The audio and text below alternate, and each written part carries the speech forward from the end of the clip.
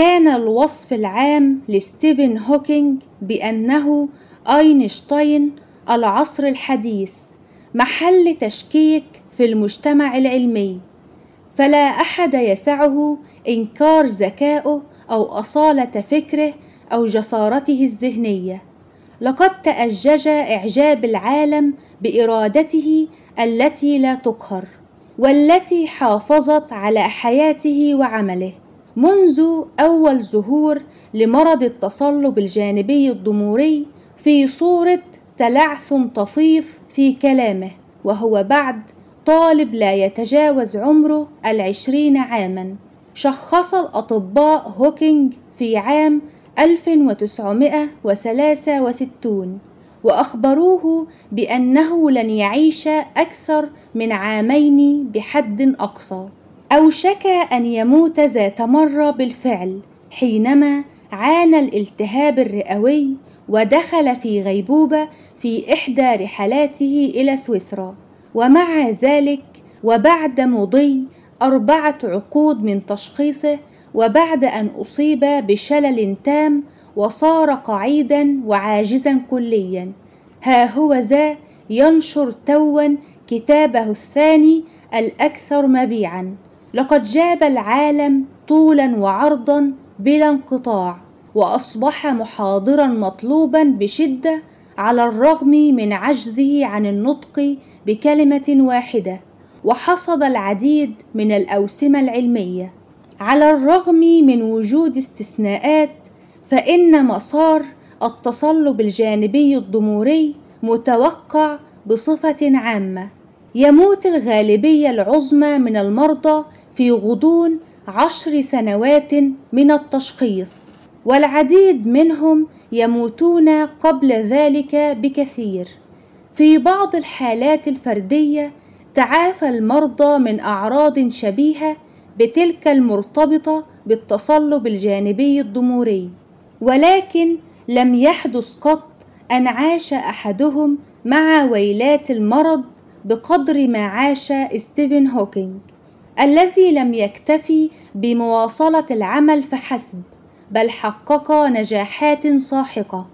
ترى ما الذي مكنه من زعزعة تلك الآراء الطبية والإحصائيات القاتمة؟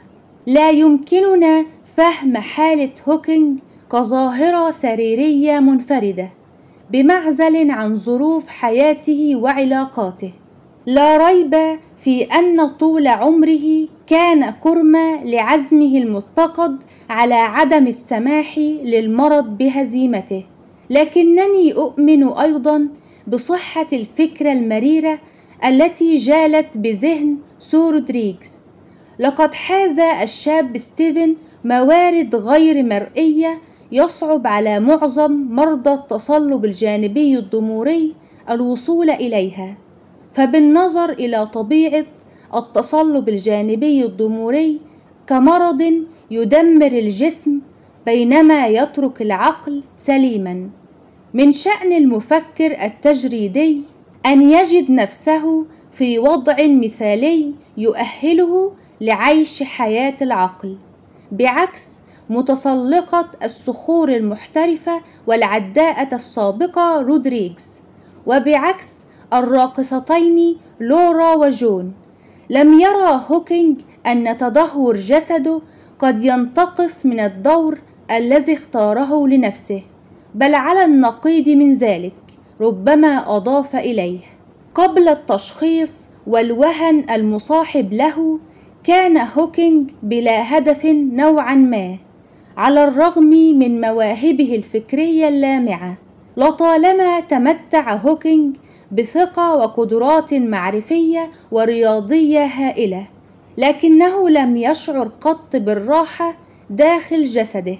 كتب مايكل وايت وجون جيربن في كتابهما ستيفن هوكينج حياة العلم: كان غريب الأطوار وأخرق، نحيفا وهزيلا، بدا زيه المدرسي في حالة فوضى على الدوام، ووفقا لأصدقائه كان حديثه أشبه بثرثرة منه بكلام واضح. كان ببساطة ذلك النوع من الفتيان الذي يكون موضع نكات زملائه يضايقونه ويتنمرون عليه بين الحين والآخر. يحترمه البعض سرا ويتجنبه أغلبهم. لم تكن غايته تحقيق التوقعات التي تنبأ بها أولئك الذين لمحوا مهاراته الحقيقية. على ما يبدو كان ستيفن الشاب هو الحامل المختار لطموحات أبيه المحبطة. كان والده عازما بوضوح على أن ينجح ابنه في الأهداف التعليمية والاجتماعية التي لم يستطع هو قط بلوغها تماما. وكان أحد الأهداف أن يلتحق ستيفن بواحدة من أعرق المدارس الخاصة في إنجلترا. سجل الصبي ذو 10 سنوات في اختبار منحة مدرسة ويستمنستر. حل يوم الاختبار ومرض ستيفن. لم يجلس قط أمام اختبار القبول، ومن ثم لم يحصل قط على مكان في إحدى أفضل المدارس بإنجلترا. قد يفترض المرء بالطبع أن هذا التعب المفاجئ كان محض صدفة، وبوسعنا أيضا أن نراه السبيل الوحيد أمام الصبي لقول لا لضغوط أبيه. من الصعب تمييز الحقائق نظرا إلى ولع أسرة هوكينج بالخصوصية، ولكن ما نعرفه هو أنه في وقت لاحق بعد أن غادر الشاب هوكينج منزل أبويه وصار حرا في السعي وراء تفضيلاته، اتضح أن تفضيلاته كانت لها طابع اجتماعي أكثر منه أكاديمي. انغمس ستيفن في قدر لا بأس به من التراخي وشرب الكحول والتملص من الصفوف والمذاكرة، بين قوسين الشكل التقليدي للمقاومة السلبية في الجامعة. بدت مسيرته الأكاديمية في خطر لفترة من الوقت، وفكر لوهلة في الالتحاق بالخدمة المدنية. فقط بعد تشخيصه بدأ في تركيز ذكائه الأسطوري على عمله، بيان طبيعة الكون وسد الفجوات النظرية بين نسبية أينشتاين وميكانيكيا الكم. لقد حررته إعاقته الجسدية من العديد من مهام التدريس والإدارة التي يتعين على العلماء الآخرين تحملها. كتب مؤلف سيرته الذاتية: البعض عزا نجاحاته العظيمة في علم الكونيات إلى هذه الحرية الدماغية المعززة، بينما زعم آخرون أن نقطة التحول في استخدام مهاراته كانت هي العرض الأول لمرضه، وأنه كان قبل ذلك مجرد طالب ذكي بالمعدل المتوسط. يصعب تقبل وجهة النظر الأخيرة تلك، ولكن هوكينج نفسه اعترف بأنه لم يبدأ بذل جهوده في أي شيء إلا بعد ظهور مرضه. يقول: لقد بدأت العمل لأول مرة في حياتي، ولدهشتي وجدت أني أحبه. لعله ليس من العدل أن أسميه عملا. قال أحدهم ذات مرة: إن العلماء والبغايا يتقاضون أجرا مقابل فعل ما يهونه. لا تنم تلك العبارة عن الكثير من الحكمة فيما يخص البغايا، ولكن من الواضح أن الحظ كان حليف هوكينج، استركه في وضع يسمح له بمتابعة مهنة حقيقية على الرغم من قيوده الجسدية القاسية. كان العامل الآخر الذي لا غنى عنه الذي امتلكه هوكينج وافتقرت إليه رودريغز هو الدعم العاطفي غير المشروط والرعاية الفعلية من شخص محب. بالنسبة إلى ستيفن، كان مصدر هذا الاعتناء هو زوجته التي صارت الآن زوجته السابقة جين هوكينج. الحقيقة هي أنها قررت أن تكرس حياتها لأجله، مضحية بالكثير من جانبها، كما ستدرك في نهاية المطاف. التقى الاثنان قبل تشخيص ستيفن بالتصلب الجانبي الضموري، وتزوجا بعدها بفترة قصيرة. بالنظر إلى ماضيها، كانت جين مرشحة ممتازة لدور الراعية المخلصة الناكرة لذاتها. كتبت كلمة ناكرة لذاتها هنا عن عمد، فقد افتقرت جين إلى الإحساس المتطور والمستقل بذاتها، ومن ثم انغمست كليا في دورها كممرضة ستيفن وأمه وملاكه الحارس. تقول في مذكراتها: موسيقى لتحريك النجوم، عام 1993. أردت أن أجد هدفا لوجودي، وأحسب أنني وجدته في فكرة الاعتناء به. عندما راودها شك في قدرتها على أداء تلك المهمة الشاقة، قال لها أصدقاؤها: ما دام ستيفن بحاجة إليك فمن الواجب عليك أن تؤديها. فأخذت على عاتقها مسؤولية رعايته. لم ينضم هذان الشابان إلى بعضهما في شراكة زوجية ندا لند وحسب، وإنما التحما، صار جسدا واحدا، قلبا وروحا واحدة.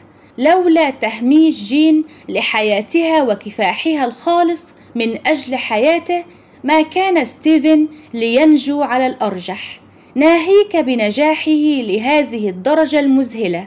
يؤكد مؤلف سيرته الذاتية أنه من دون المساعدة التي منحتها إياه جين، كان من المستحيل تقريبا أن يقدر على المواصلة أو يملك الإرادة الكافية ليفعل. ظلت العلاقة ناجحة طوال الفترة التي قبلت فيها جين وضع نكران الذات، وقبلت جريان الطاقة الروحانية بينهما في اتجاه واحد. من الزوجة إلى الزوج، أحب كلاهما الآخر، ولكن آل بها المطاف في النهاية أن شعرت بأنها مستغلة.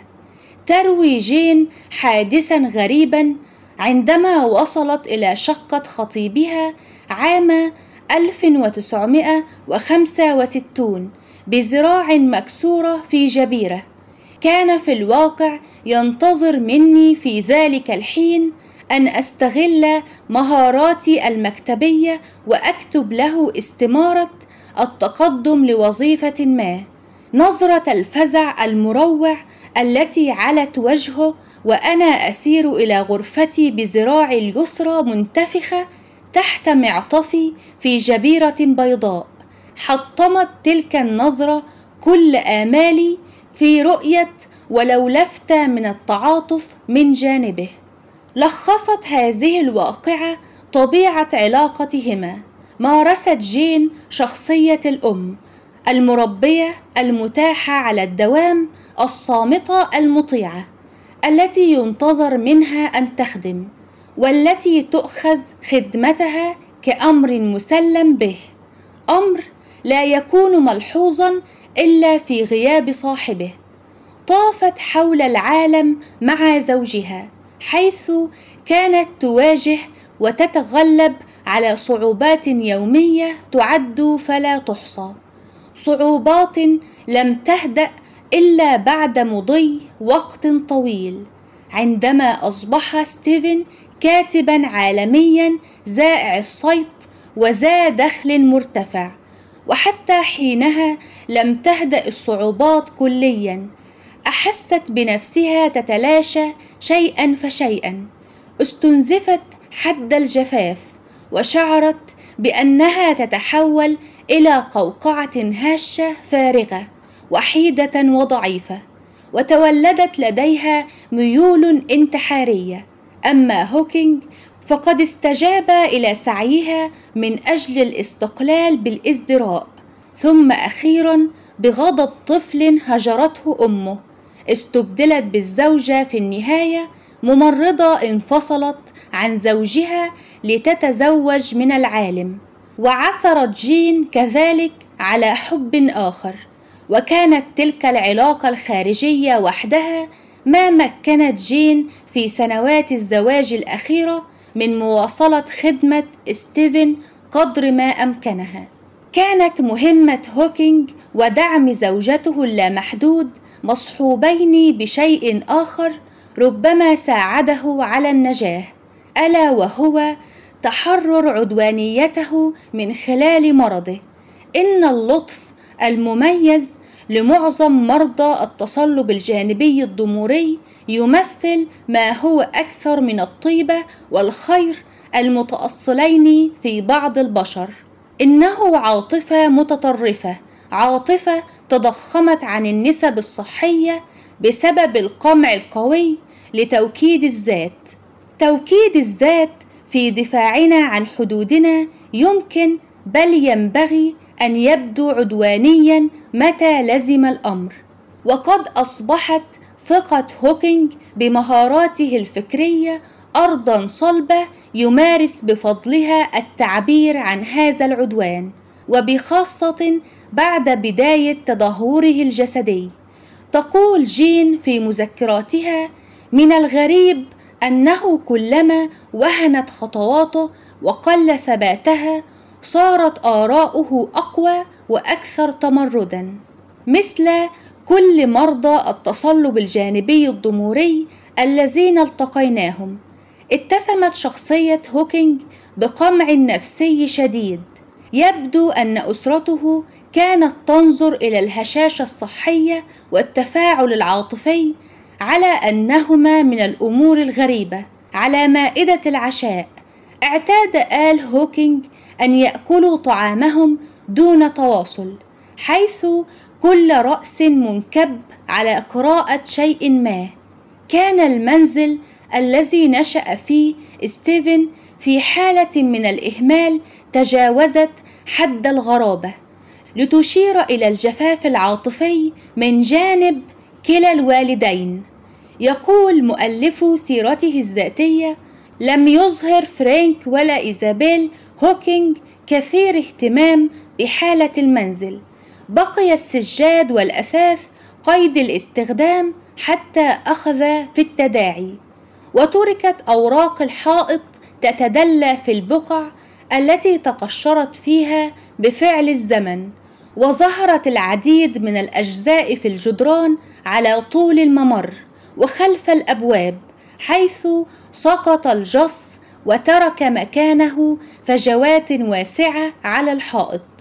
كتب وايت وجيربن عن والد ستيفن أنه كان شخصية نائية. عرفه ستيفن في طفولته ومراهقته بالغياب، ووفقا لجين كان آل هوكينج يرون أي تعبير عن العواطف أو الامتنان علامة على ضعف المرء أو فقدانه السيطرة أو إنكارا لأهميته. والغريب أنهم بدوا خجولين من إظهار أي نوع من الدفء. بعد زواج ستيفن بجين انسحبت عائلته من المشاركة النشطة في رعايته، وهي حقيقة استطاعت جين بالكاد استيعابها، ناهيك بتقبلها إلى جانب مسؤولياتها اتجاه زوجها. كان عليها أيضا أن ترعى أطفالهم الثلاثة بمفردها، وبسبب رفضه الاعتراف بالضغوط الواقعة عليها نتيجة مرضه وبسبب خضوعها الطيع لموقفه هذا، لم تحظى جين بأي فرصة للراحة. تذكر قائلة: كنت على حافة الانهيار، ومع ذلك ظل ستيفن مصمما على رفض أي مقترحات قد توحي بأنه يقدم تنازلات من أجل المرض. ربما كانت تلك المقترحات لتريحني أنا والأطفال من بعض الضغط. لقد رفض ببساطة مناقشة أي مشكلة، معتمدا على استعداد جين لامتصاص كل الضغوط الناتجة. كتبت جين: لم يحب قط الاعتراف بالعواطف، وعدها عيبا خطيرا وغير عقلاني في شخصيتي. قوبلت محاولاتها لنيل الدعم من أسرة زوجها باستغراب فاتر بل وعداء. قالت لها حماتها ذات مرة: الحقيقة هي أننا لم نحبك قط صراحة يا جين، أنت لا تنتمين إلى عائلتنا. قالتها بعد عقود من خدمات جين الإثارية لابنها. هل تبين في هذا الفصل أن القمع العاطفي يسبب التصلب الجانبي الضموري أو على الأقل يحفزه؟ أن المرض نابع من العزلة والفقد العاطفي في الطفولة، وأنه بصفة عامة وإن لم تكن دائمة يصيب الأشخاص الذين يعيشون حياة هادفة ويراهم الآخرون لطيفين جدا، لحين الوصول إلى فهم أكثر تقدما لمعضلة العقل والجسد. يجب أن يظل هذا مجرد فرضية شائقة، على الرغم من أنها فرضية يصعب على المرء العثور على أي استثناءات لها. فمن غير المعقول أن نفترض أن مثل هذه الارتباطات التي لا تنفك نراها يمكن أن تكون كلها محض مصادفة. قد يساعد منظور العقل والجسد أولئك المصابين بالتصلب الجانبي الضموري المستعدين لرؤية بعض الحقائق المؤلمة بشدة بشكل كامل ومن دون تردد. في بعض الحالات النادرة يشفى الناس من أعراض شخصت على أنها تصلب جانبي ضموري. ربما يجدر بحث تلك الحالات لمعرفة السبب. أبلغ الدكتور كريستيان نورثورب عن أحد الأمثلة في كتابها جسم المرأة حكمة المرأة. تقول: حتى إن دانا جونسون صديقتي الباحثة والممرضة تعافت من مرض لوجي هيرج من خلال تعلم احترام جميع جوانب جسدها. بعد إصابتها بالمرض لعدة سنوات بدأت تفقد السيطرة على عضلات تنفسها وكذلك باقي جسدها. أدركت بسبب صعوبات التنفس أنها تحتضر، لكنها قررت عند تلك النقطة أنها تريد تجربة أن تحب نفسها حبا غير مشروط ولو لمرة واحدة قبل أن تموت.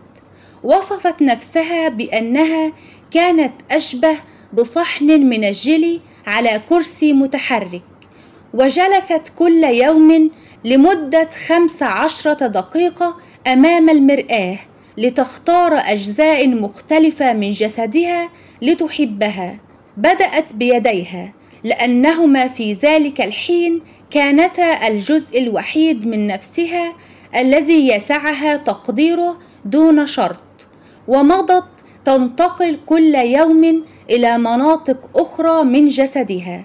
كتبت في دفتر يومياتها كذلك عن الأفكار التي راودتها خلال هذه العملية، وخلصت في النهاية إلى أنها اعتقدت منذ طفولتها أنها كي تكون نافعة ومقبولة وذات قيمة عليها أن تضحي باحتياجاتها الخاصة.